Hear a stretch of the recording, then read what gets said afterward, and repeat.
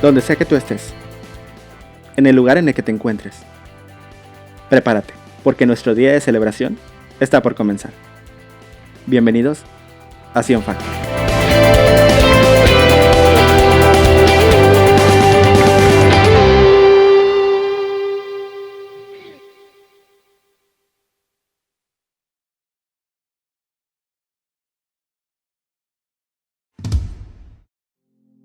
Que la gracia y la paz de nuestro Señor Jesús sea con todos y cada uno de ustedes. Les saludo afectuosamente dándole la bienvenida a Sion Factor, donde creemos que la experiencia con Dios es el factor que nos mueve y que trasciende nuestra vida. Sean bienvenidos y gracias por acompañarnos. El tema del mensaje de hoy, o el título del mensaje de hoy, es ¿qué es lo que pasará? ¿Qué es lo que pasará? Y específicamente me referiré a qué es lo que pasará en el momento o en el preciso tiempo o en el instante que el Señor Jesús venga a esta tierra o se acerque a nuestro mundo, la cual de por sí es un tema fascinante, pero también es un tema complejo.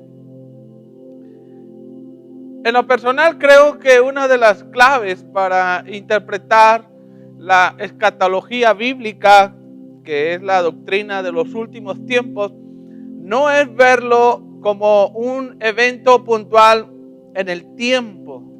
Esto es clave para entender las profecías bíblicas. Cada uno tiene es un proceso, son varios eventos con un fin.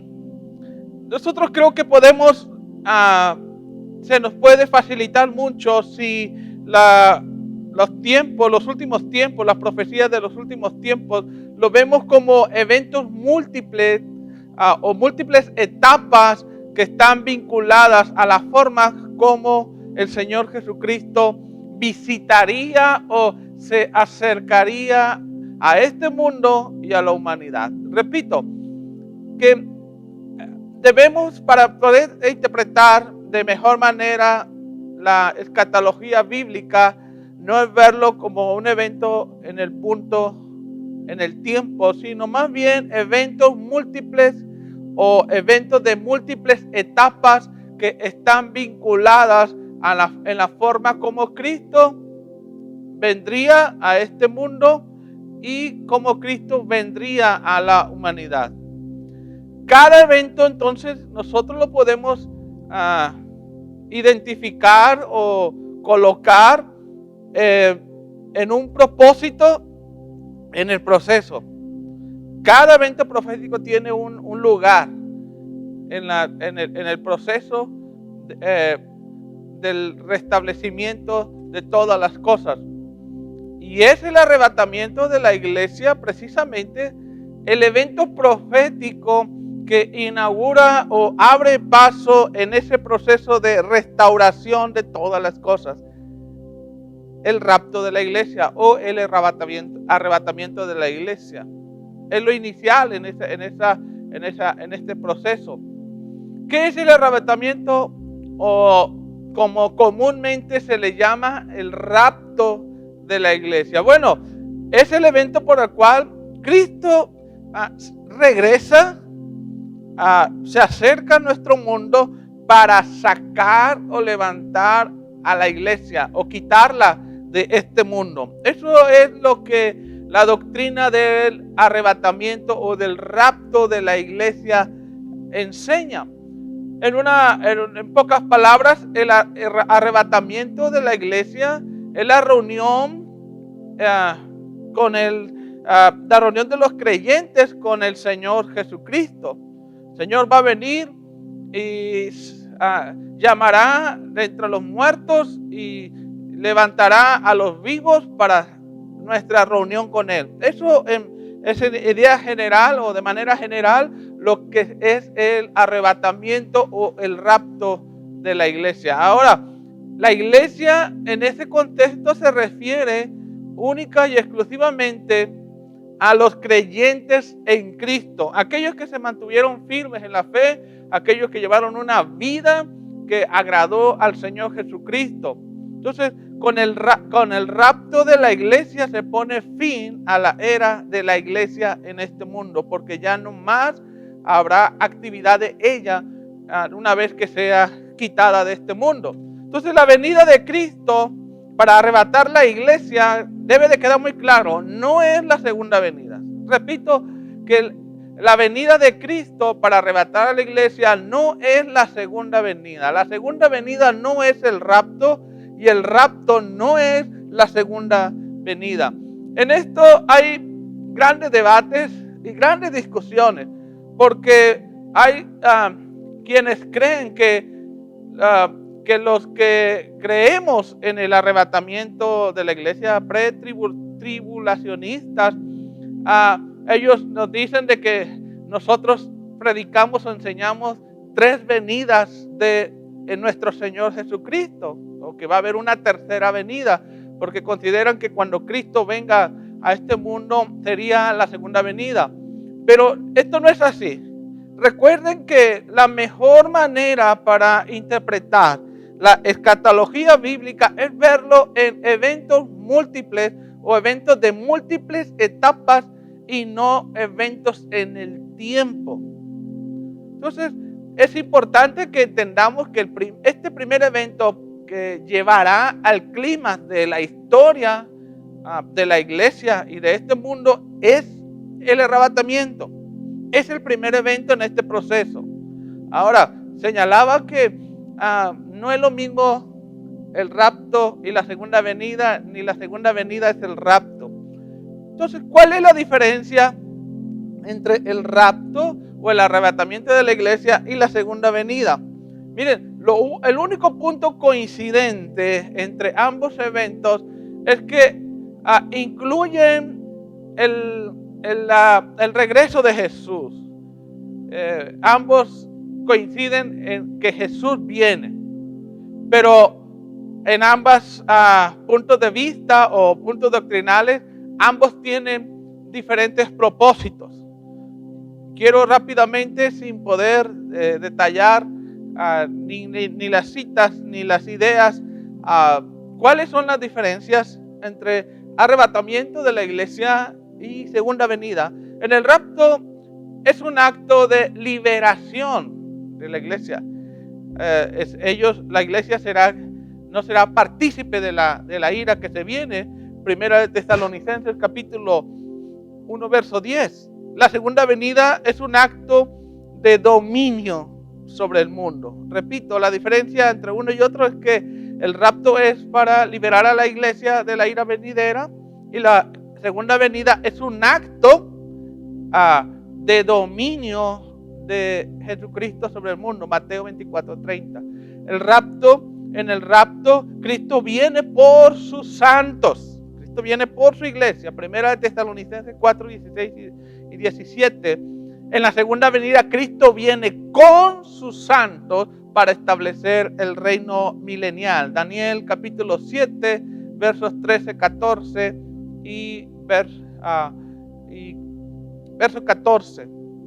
En el rapto, Cristo no llegará a la tierra. Será un acercamiento a la tierra. Primera de Tesalonicenses 4, 16 y 17.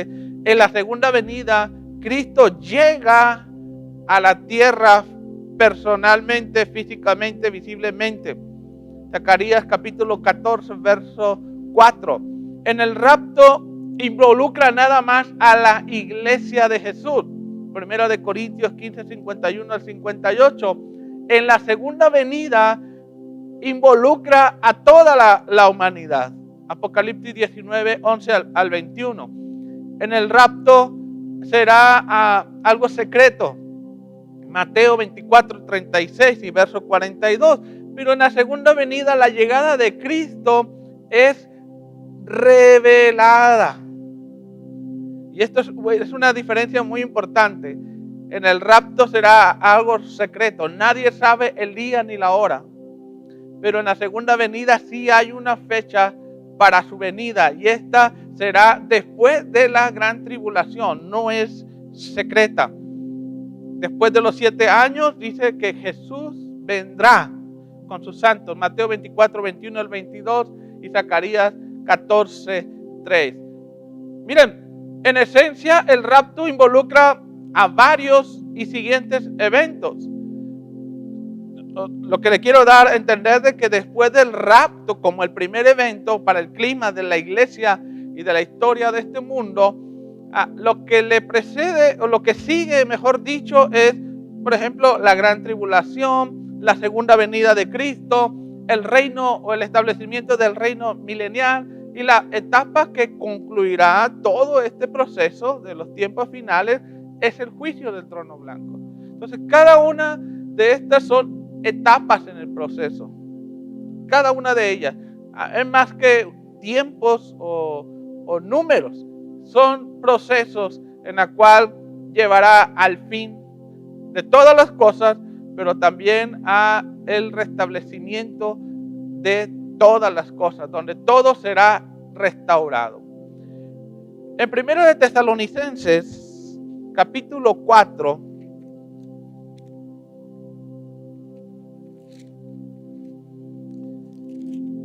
verso 17.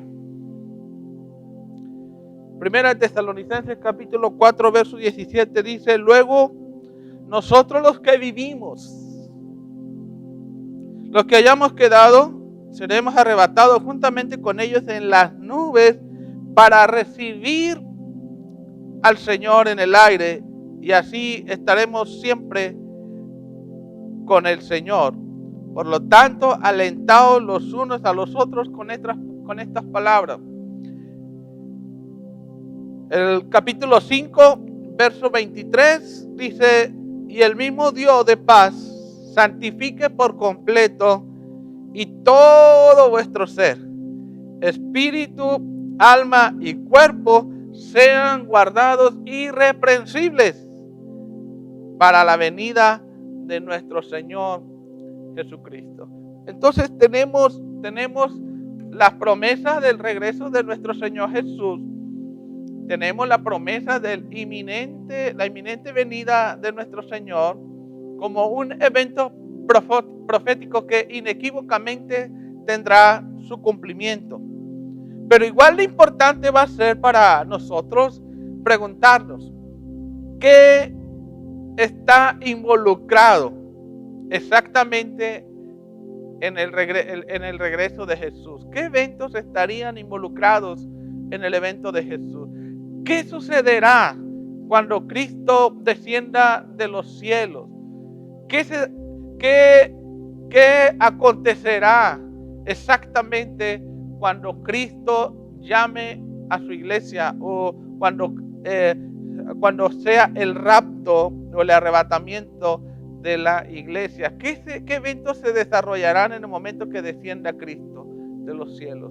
Bueno, en cuanto cante a esto, hay muchos volúmenes que han explorado los eventos que ocurrirían cuando Cristo regrese. Pero en el mensaje de hoy quiero puntualizar unos cuantos y de lo que dice la Biblia, qué es lo que va a ocurrir exactamente cuando Cristo descienda para arrebatar a la iglesia. ¿Qué eventos ocurrirán cuando Cristo regrese?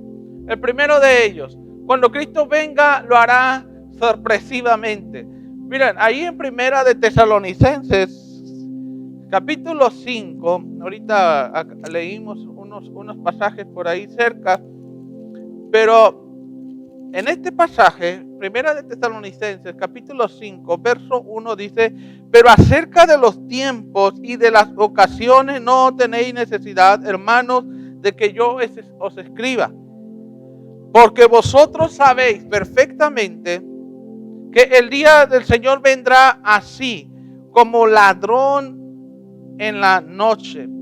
El verso 4 dice: mas vosotros, hermanos, no estáis en tinieblas, para que aquel día os sorprenda como ladrón. Bueno, podría parecer un tanto extraño y hasta ciertamente confuso que el Señor sea visto como un ladrón. Y más cuando aún la palabra de Dios, cuando habla de ladrón, es para referirse a Satanás, quien quiere robar, hurtar y quitar la vida, según Juan 10:10.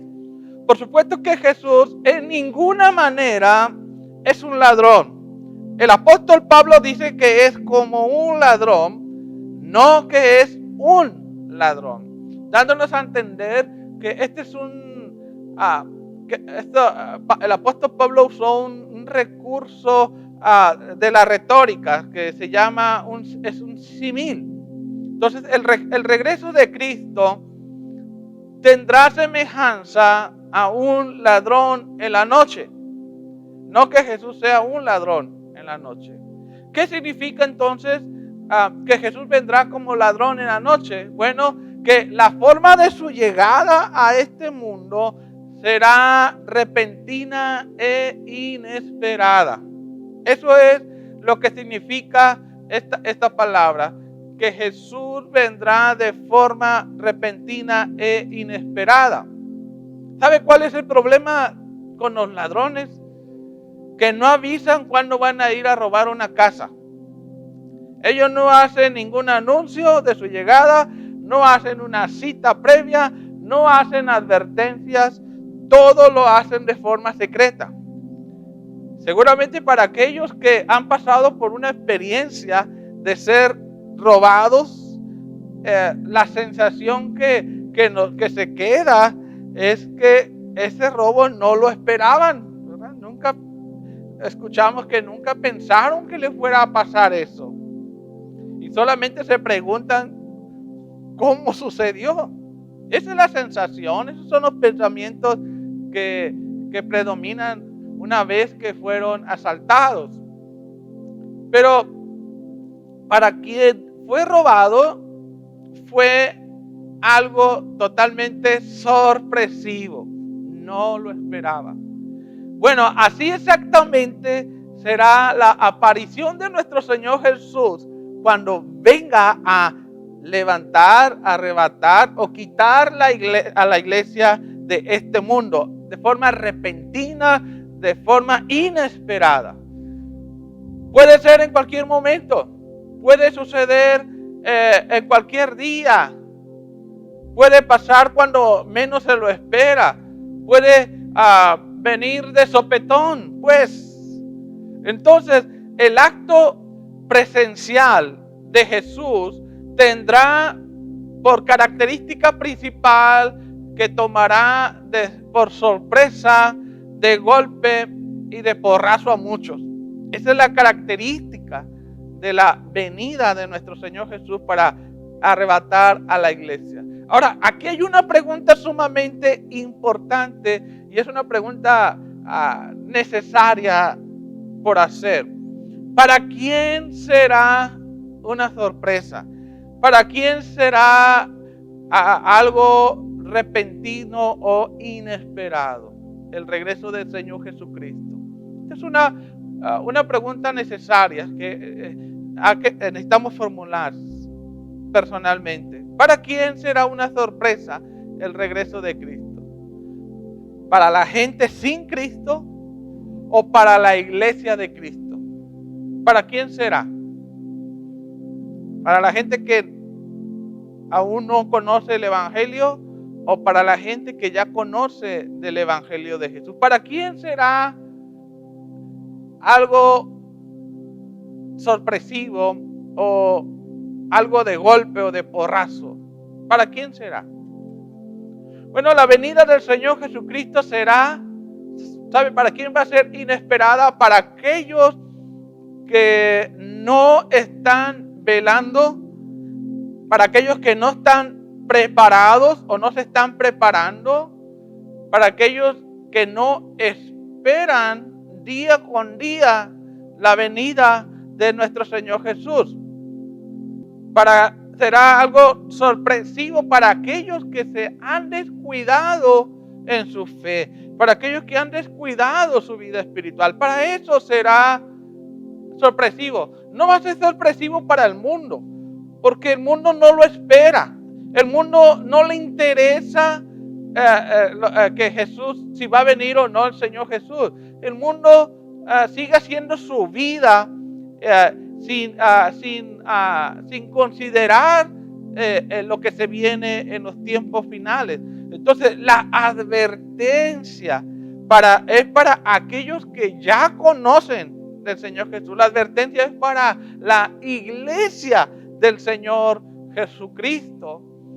Será algo sorpresivo, será algo, un golpe o un porrazo para aquellos que nacieron de nuevo, pero no progresaron en su vida espiritual. Se descuidaron su relación y comunión con el Señor. Será sorpresa, golpe y un porrazo para aquellos que recibieron al Señor Jesús, nacieron de nuevo, experimentaron los poderes venideros. Sin embargo, nunca abandonaron o nunca dejaron de practicar la vida de pecado. Qué impresionante será aquel momento para aquellos que sabían de la venida de Cristo y en un día para ellos normal se den cuenta que Cristo vino y ellos se han quedado. ¿Qué día tan difícil va a ser para esas personas? Ahí se cumple lo que la Escritura dice: allí será el llanto y el crujir de dientes. ¿Qué día tan lamentable será para estos creyentes que sabían lo que venía, sabían de las advertencias, nunca atendieron el llamado, la voluntad de Dios, y se den cuenta que Cristo vino y no fueron levantados juntamente con todos los demás santos? Pero ¿a quién no tomará por sorpresa? ¿O a quién no tomará de sopetazo? Bueno, a quienes viven haciendo lo necesario, sacrificando lo necesario y esforzándose lo necesario por el Señor Jesús y por la causa del reino. Para ellos no va a ser nada de sorpresa. Para aquellos que mantienen una vida de oración, una vida en santidad, una vida de meditación y estudio y lectura de la palabra de Dios, para aquellos que están ocupados en la misión de Cristo, para ellos no va a ser una sorpresa que Cristo venga, porque están siempre preparados para su venida. Para aquellos que aman a sus hermanos y hermanas en Cristo, para ellos no será ni una sorpresa. Para aquellos que dan la buena batalla contra el pecado y contra el mundo, para ellos no va a ser ni una sorpresa. En el libro de Lucas, capítulo 12, verso 39, Jesucristo, escuchen lo que dijo el Señor Jesucristo. Entiendan, dice el Señor Jesús, lo siguiente: si el dueño de una casa supiera exactamente a qué hora viene el ladrón, no dejaría que asaltara su casa. Ustedes también deben de estar, dice nuestro Señor, deben de estar preparados todo el tiempo, porque el Hijo del Hombre vendrá cuando menos lo esperan. Entonces hemos de estar todos los días y cada día listos y preparados para la venida de nuestro Señor Jesús, para que a nadie tome por sorpresa. Segundo evento que ocurrirá cuando Cristo regrese. La primera señalaba, vendrá sorpresivamente, pero el segundo gran evento que ocurrirá es que cuando Cristo venga, los que duermen resucitarán. Primera de Tesalonicenses, capítulo 4,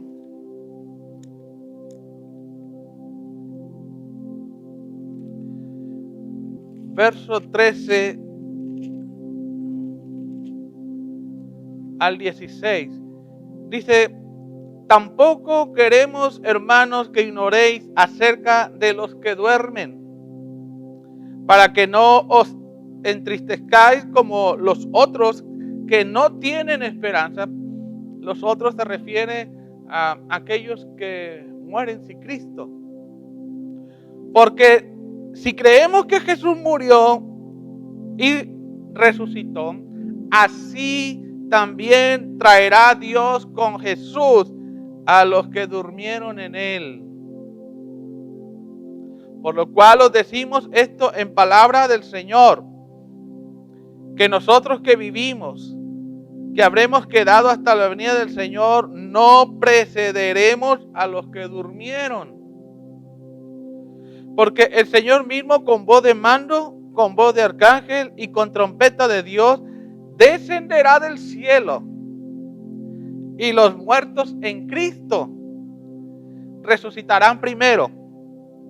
Y luego nosotros, los que vivimos, los que hayamos quedado, seremos arrebatados juntamente con ellos en las nubes para recibir al Señor en el aire, y así estaremos siempre con el Señor. Tendremos una reunión muy especial con el Señor. Bueno, sin dudar alguna, creo que uno de los milagros más espectaculares que uno pudiera presenciar es ver la resurrección de un muerto. En el ministerio terrenal del Señor Jesús se contabilizan 3 resurrecciones. Y me imagino que en cada una de ellas debió haber sido algo sumamente impactante. Porque después de varios días, el Señor levanta a un muerto o trae a la vida a un muerto. Creo que ese momento sería algo impactante. En Mateo 24, 52 al 57 leemos que cuando Jesucristo resucitó al tercer día, la escritura allí dice que también lo hicieron muchos santos y fueron a presentarse a Jerusalén una vez resucitados. Imagínese usted, ¿verdad? Dice ahí la escritura, muchos fueron resucitados. Debió haber sido también algo súper impresionante ver después de, tal vez algunos de ellos después de muchos años, que sus familiares o los amigos lo vieran otra vez con vida. Pero, ¿qué adjetivos usted le daría si fueras testigo presencial de la resurrección de miles de millones de personas al mismo tiempo? ¿Qué adjetivos podrías dar a ese evento? ¿Qué adjetivos darías a tu ver con tus propios ojos que las tumbas de miles de millones de personas son abiertas? Sería algo hiper asombroso, hiper espectacular, hiper impresionante, hiper extraordinario e hiper sensacional. Pues déjeme decirle que en el momento del rapto, eso es lo que va a acontecer en primer lugar. Miles de millones de personas que murieron obtendrán nuevamente sus cuerpos físicos. Serán restaurados otra vez en sus cuerpos físicos. Pero cabe señalar que no todos los muertos resucitarán en el arrebatamiento. Solamente aquellos que murieron en Cristo. Aquellos que durante toda su vida mantuvieron su fe y su confianza en el Señor Jesús y vivieron para la voluntad del Señor Jesús y murieron o se encontraron con la muerte. A esto se refiere este pasaje, no a nadie más. Los muertos en Cristo, los que murieron amando al Señor Jesucristo, son los que resucitarán. Y resucitarán con el propósito de, juntamente con los demás creyentes, reunirnos con el Señor Jesucristo en los cielos. Y esto es muy importante señalarlo porque en el libro de Apocalipsis, capítulo 20, versos 11 al 15, se habla de otros resucitados. Pero estos resucitados serán los que murieron sin Cristo. En el arrebatamiento son levantados los que murieron en Cristo, pero estos en Apocalipsis capítulo 20, 11 al 15, son los que serán resucitados los que murieron sin Cristo. Y su resurrección obedece a otro propósito. Mientras que los que sean resucitados tienen el propósito de reunirnos con el Señor, estos que serán resucitados sin Cristo, que murieron sin Cristo, su propósito de la resurrección es enfrentar el juicio y la condenación eterna de su alma. Son dos propósitos totalmente distintos. Todos tendrán que rendir cuentas. Juan capítulo 5, verso 29, el Señor Jesús en esa visión futurista dice, y resucitarán los que hicieron bien, refiriéndose a aquellos que creyeron en Él y recibieron a Él y vivieron para Él. Dice, los que hicieron el bien resucitarán para gozar la vida eterna. Y los que continuaron, fíjese cómo Jesús aquí puntualiza eso, y los que continuaron en su maldad resucitarán para sufrir el juicio. Entonces Pablo, al escribir esta carta a la iglesia de Tesalónica, tiene una razón especial: aclarar sus dudas y tranquilizarlos al mismo tiempo, porque la preocupación de la iglesia en Tesalónica era ¿qué iba a pasar con aquellos que duermen o han muerto en Cristo cuando Él regrese? Porque ellos creían que los que habían muerto en Cristo no estarían incluidos en el plan profético de los últimos tiempos, y que ellos no disfrutarían el honor de ir al encuentro con el Señor Jesucristo. Y ellos tenían dudas de que si los que murieran en Cristo, ellos no fueran considerados para llevarlos a ser llevados a la eternidad.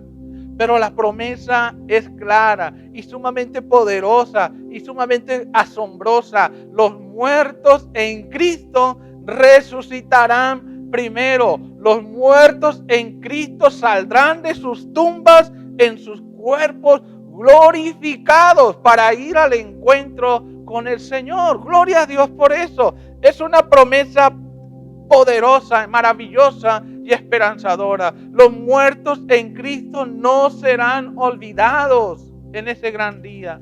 Tendrán participación en el encuentro con el Señor, en la reunión con el Señor en los cielos. Cuando Jesucristo regrese, los que duermen en el Señor oirán su voz, y sus almas y sus espíritus serán reunidos juntamente con su cuerpo para ir al encuentro con el Señor. Gloria a Dios por eso. Qué poderosas va a ser ese momento, y qué poderoso es tan solo imaginar ese grandioso día. Sin duda alguna, ese será un momento especial y único. Imagínate cómo va a ser el espectáculo de los cementerios. La gente que esté allí y vea las tumbas abrirse, será un espectáculo inolvidable. Juan 5:28, el Señor Jesucristo dice, ciertamente se acerca el tiempo en que todos los que están en las tumbas oirán la voz del Hijo de Dios. No solo nos encontraremos con el Señor en el rapto, sino que también nos reuniremos con nuestros seres queridos para ir a la eternidad. Esto, amada iglesia, es una promesa grandiosa y esperanzadora. Las almas de los que ya duermen en Cristo en estos momentos, ¿saben lo que está pasando con ellos? Ellos están aguardando, ellos están esperando tomar sus cuerpos glorificados. La Biblia usa metafóricamente la palabra dormir para muerte. Pero cuando la Biblia leemos los que duermen o mueren, se refiere a los cuerpos que son sepultados, no a sus espíritus o a su alma. El espíritu y la alma no duermen. Los que duermen es la referencia para los cuerpos que regresan al polvo. Entonces no pensemos que nuestros seres queridos que han muerto en Cristo están en un estado de hibernación o un estado de conciencia. No, los que duermen en Cristo están tan conscientes como lo estamos tú y yo en estos momentos. Mira, los que duermen en Cristo están en un lugar especial, aguardando y esperando oír la voz y el llamado del Señor Jesús para ir a la reunión. Ellos están en un lugar especial llamado seno de Abraham o paraíso, y ellos en estos momentos ya están disfrutando de la gloria que se viene. Ellos ya tienen en estos momentos una gran paz y un gran gozo por lo que les espera. Ellos están conscientes de todo lo que está pasando. Ellos saben que un día nosotros, los seres queridos que quedamos aquí, iremos algún día juntamente con ellos a recibir, mejor dicho, a nuestro Señor Jesucristo. Qué maravilloso es saber que si tú y yo nos encontramos con la muerte antes de que el Señor Jesucristo venga, o seremos en el día postrero, seremos resucitados, seremos levantados. La tumba no podrá retenernos. Tal vez puede parecer un tanto difícil concebir cómo va a ser posible que se volverá a unir las almas y los espíritus al cuerpo habiendo sido enterrados, y más aún aquellos que han sido enterrados llevan miles y cientos de años ahí sepultados en la tierra. Puede ser algo difícil entender cómo el cuerpo cobrará vida y estará completamente sano y en mejores condiciones que nunca. Pero déjame decirte, aunque nos cueste trabajo concebir eso, déjame decirte, sucederá. Aunque sea difícil de concebirlo, acontecerá, porque Jesucristo tiene las llaves del sepulcro, tiene las llaves del alma, tiene las llaves del Seol, y nadie se las puede arrebatar. Apocalipsis capítulo 1, verso 18 dice: yo soy el que vive. Estuve muerto, pero mira, ahora estoy vivo por siempre y para siempre, y tengo en mi poder las llaves de la muerte y de la tumba. Así que en el momento que Jesucristo venga de los cielos y reclame los cuerpos de las sepulturas y de las tumbas, la muerte, el ángel de la muerte no podrá retener a esos cuerpos, porque el que tiene la llave tiene la autoridad y el dominio sobre la muerte y sobre la tumba o sobre el Seol. Esos cuerpos saldrán de las tumbas, esos cuerpos volverán a dormir. Lo que la muerte corrompió, el poder de Jesucristo lo restaurará. Lo que la muerte descompuso, el poder de Cristo lo sanará. Ni tú ni yo, por eso, ni un seguidor de Jesús debe de tener algún miedo a morir o debe de tener algún temor a la tumba. ¿Sabes por qué? Porque Cristo tiene las llaves de la muerte, del sepulcro y del Seol. Y sé que resucitaré. Si duermo, sé que volveré a vivir para nunca más morir. ¿Por qué? Porque Cristo tiene las llaves, significando que tiene el poder, la autoridad, el dominio sobre el ángel de la muerte. Hechos capítulo 2, verso 24 dice: pero Dios lo liberó de los temores de la muerte y lo volvió a la vida, pues la muerte no pudo retenerlo bajo su dominio. ¿Qué eventos ocurrirán cuando Cristo regrese? En tercer lugar, los que estén vivos serán transformados. En el punto anterior señalaba que cuando Cristo venga, los muertos serán resucitados. Pero los que estén vivos van a ser transformados. Primera de Corintios, el capítulo 15.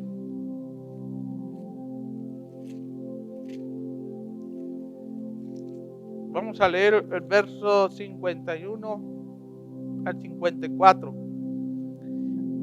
Dice, he aquí, os digo un misterio.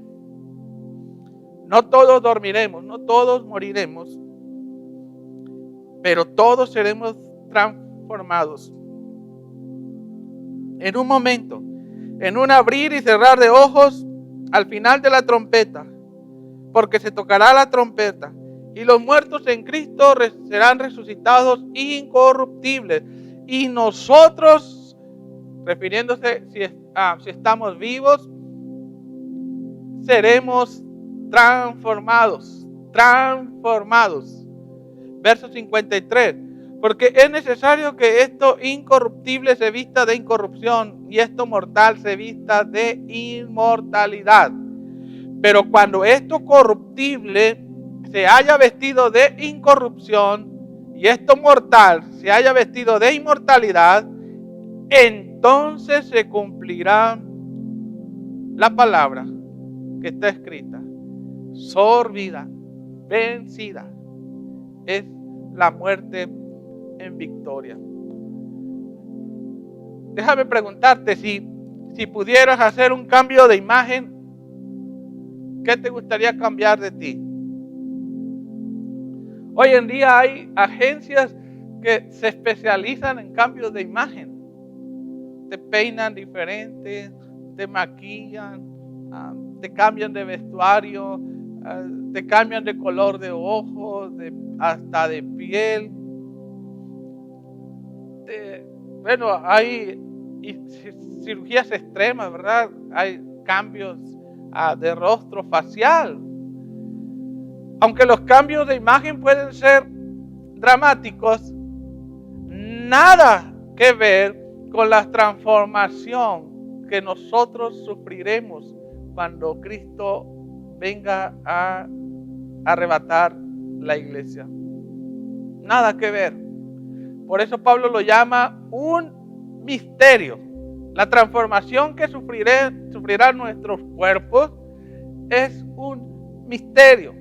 Nuestros cuerpos físicos que envejecen, que se desgastan, que se enferman, que se desgasta, que está limitada, que es mortal. Dice la Escritura, será transformado en algo infinitamente mejor. Filipenses capítulo 3, verso 21.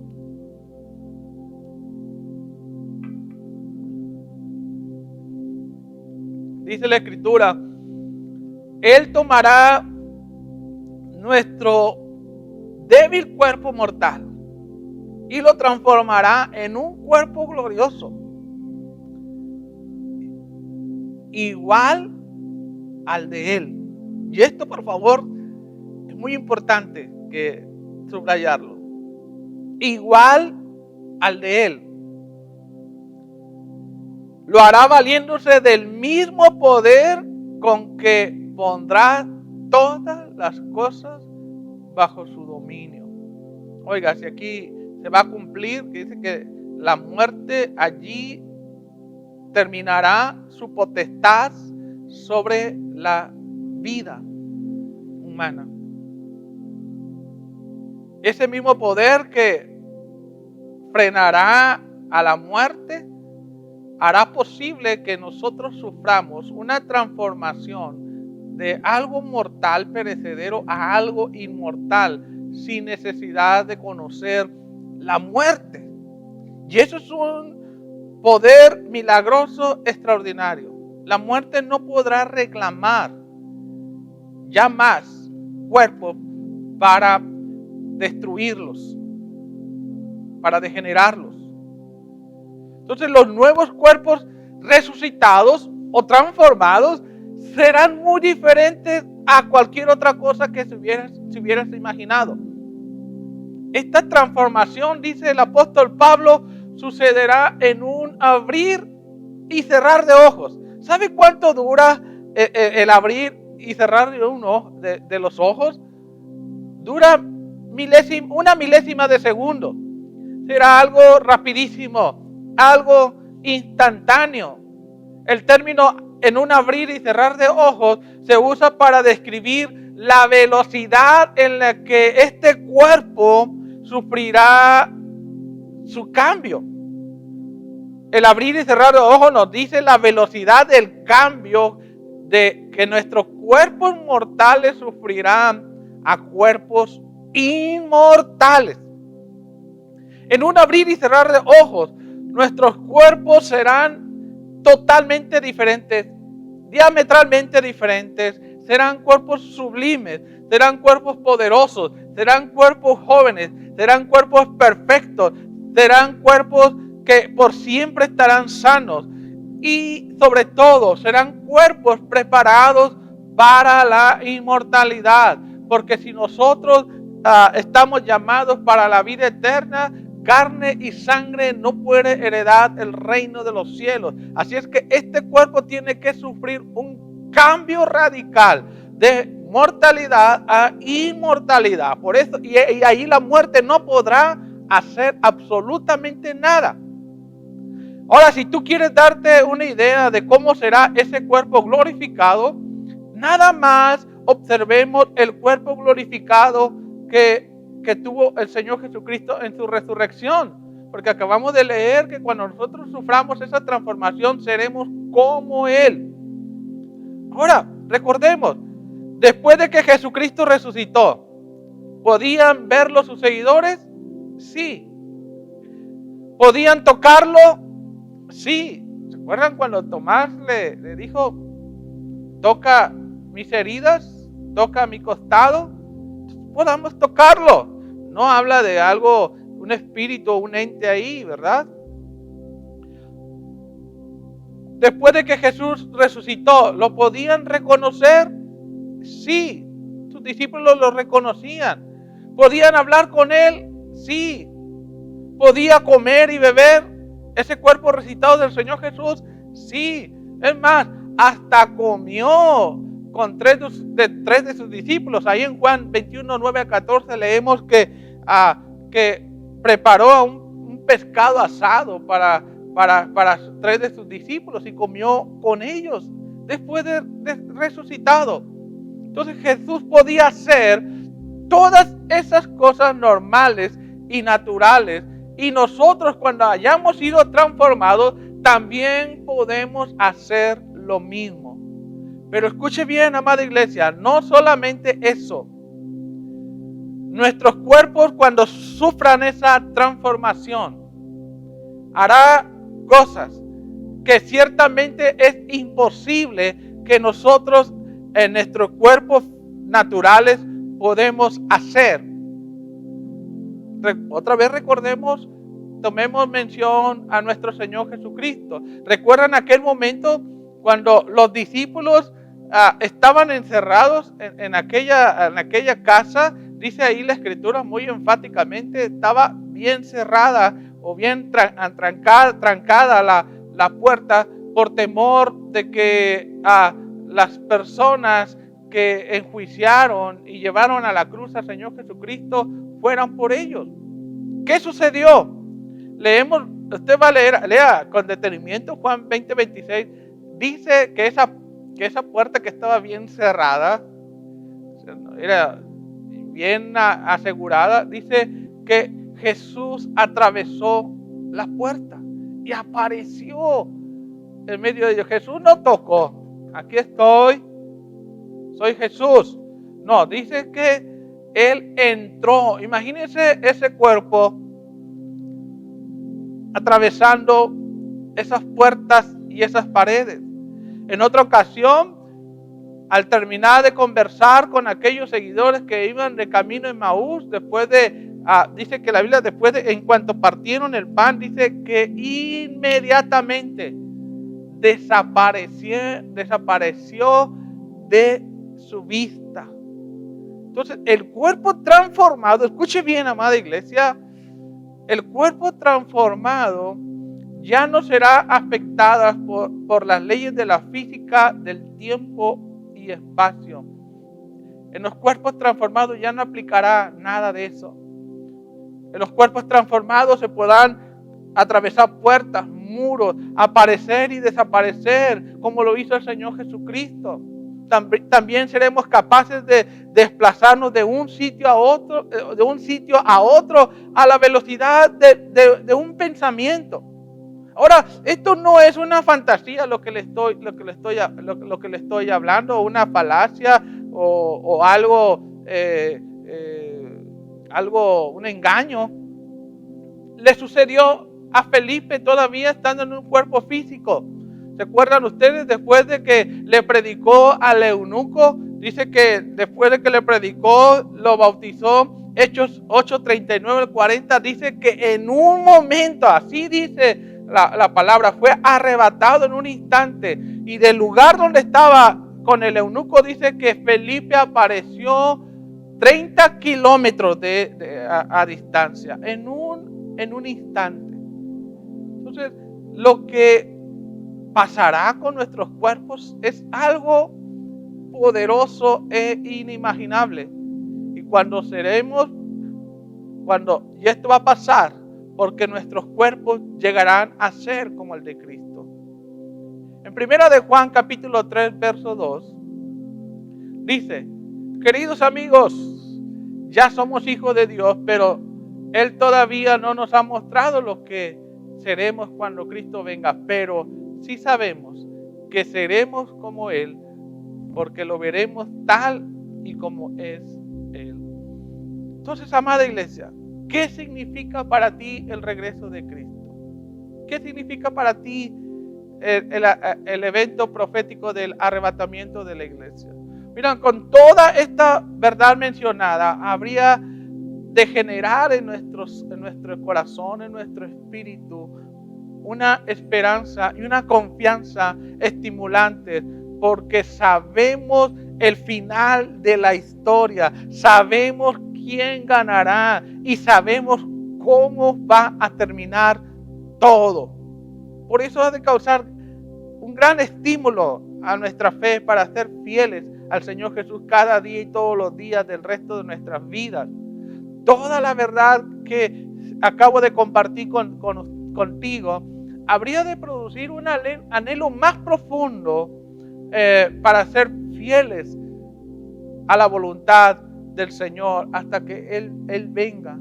Pero por igual habrá de despertar una gran pasión en la misión de Jesús, de ir, predicar el Evangelio y hacer discípulos, porque sabemos las consecuencias para los que no vayan a creer.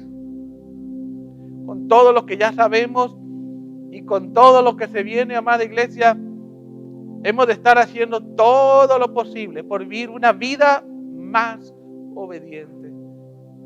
El apóstol Juan, en su primera carta, en el capítulo 3, verso 3, dice: y todos los que tienen esta gran expectativa se mantendrán puros, así como Él es puro. Entonces, si tienes la esperanza del regreso de Jesús y esperas que sea en cualquier momento, eso tendrá que hacer que hagas lo necesario, te esfuerces lo necesario y sacrifiques lo necesario por Jesús. Porque no hay día, no hay hora que se nos asegure que Cristo vendrá. Tampoco sabemos el día, la hora o el año en que aún nosotros mismos moriremos. Nadie sabe la hora de la venida de Cristo y nadie sabe la hora de su propia muerte. Por eso, día a día hemos de estar siempre preparados. Hemos de estar siempre viviendo por fe y para la fe.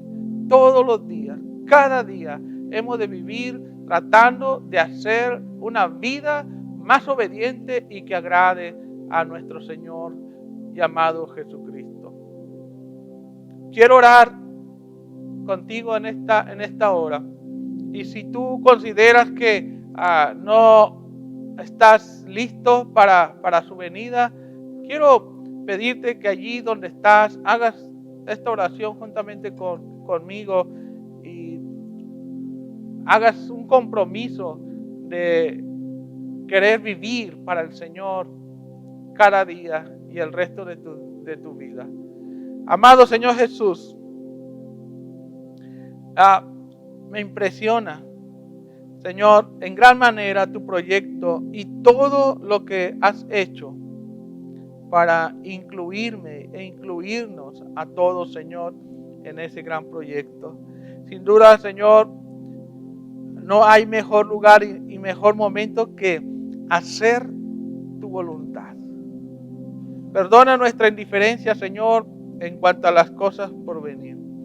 Perdona nuestro descuido y falta de interés por llevar una vida en obediencia, en fe y en santidad. Perdona, Señor, nuestra indiferencia por no compartir el Evangelio con aquellos que todavía no están listos, Señor. Mi petición hoy, Señor, es que todo mi ser, espíritu, alma y cuerpo sean hallados irreprensibles, sin culpas, para ser tenidos por dignos, como dice tu palabra en el Evangelio, para ser tenidos por dignos de estar delante del Hijo de Dios. Mi petición, Señor, en esta hora y en este día es que ayúdanos, Señor, a mantenernos siempre constantes y fieles a tu verdad. Y en el día de hoy quiero expresar mi compromiso para hacer lo necesario, forzarme lo necesario y sacrificar lo necesario por ti y por la causa del reino, Señor. Hoy renuncio al pecado, renuncio a la maldad, renuncio al mundo para entregarme en espíritu, alma y cuerpo, Señor, a tu voluntad. En el nombre de Jesús. En el nombre de Cristo Jesús. Amén. Ánimo, iglesia, el Señor con nosotros. Dios te guarde.